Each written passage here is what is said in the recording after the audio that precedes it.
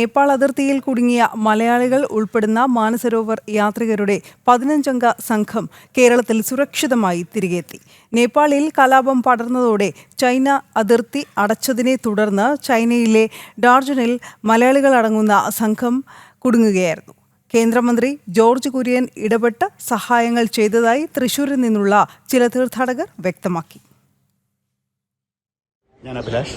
ഞാൻ ഡോക്ടർ സുജയ്. ഞങ്ങൾ രണ്ടും തൃശ്ശൂർ ജില്ലക്കാരാണ്. ഞങ്ങൾ കഴിഞ്ഞ 2-ാം തീയതി കൈലാസ് മാനസരോവർ യാത്രയുടെ ഭാഗമായിട്ട് നേപ്പാൾ വഴി കൈലാസത്തിൽ പോയതാണ്.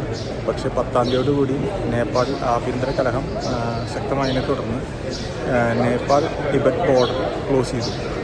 അത് അങ്ങനെ ഞങ്ങൾ ഡാക്സിൻ എന്ന ഒരു ബേസ് ക്യാമ്പ് പോലെ കൈലാസത്തിൻ്റെ ഏരിയയാണ്. അവിടെ വന്നിട്ടാണ് എല്ലാവരും പരിക്രമത്തിന് പോണത്. അവിടെ ആ സിറ്റിയിൽ ടൗണിൽ നമ്മൾ പെട്ടു. പിന്നെ നമുക്ക് തിരിച്ചു പോരാൻ വഴിയില്ലാതെയായി. നമ്മുടെ ടൂർ ഓർഗനൈസേഴ്സും വ്യക്തമായൊരു പ്ലാനോ പദ്ധതിയോ നമ്മളോട് പറഞ്ഞില്ല. അപ്പോഴാണ് ഞങ്ങൾ സാറിനെ കോൺടാക്ട് ചെയ്തത്, ജോർജ് കുര്യൻ സാറിനെ കോൺടാക്ട് ചെയ്തത്. സാറിൻ്റെ ശക്തമായ ഇടപെടൽ മൂലം പെട്ടെന്ന് തന്നെ ഞങ്ങൾക്ക് നാട്ടിലേക്ക് എത്താൻ ഉള്ള വഴി തുറന്നു കിട്ടി. ഇപ്പോൾ ഞങ്ങൾ ബാംഗ്ലൂർ എയർപോർട്ടിലാണ് നിൽക്കുന്നത്. അരമണിക്കൂറിൽ ഞങ്ങൾക്ക് കൊച്ചിയിലേക്കുള്ള ഫ്ലൈറ്റ് കിട്ടും. സാറിന് എത്രയും നന്ദി ഞങ്ങൾ രേഖപ്പെടുത്താണ്. സാറിൻ്റെ ഭാഗത്തു നിന്നുള്ള ഇടപെടലുകൾ ഇനിയും അവിടെ കുടുങ്ങിക്കിടക്കുന്നവർക്ക് എത്രയും പെട്ടെന്ന് ഉണ്ടാവട്ടെ എന്ന് ഞങ്ങൾ സാറിനോട് അപേക്ഷിക്കുകയാണ്. നന്ദി sir. Thank you sir. Thank you.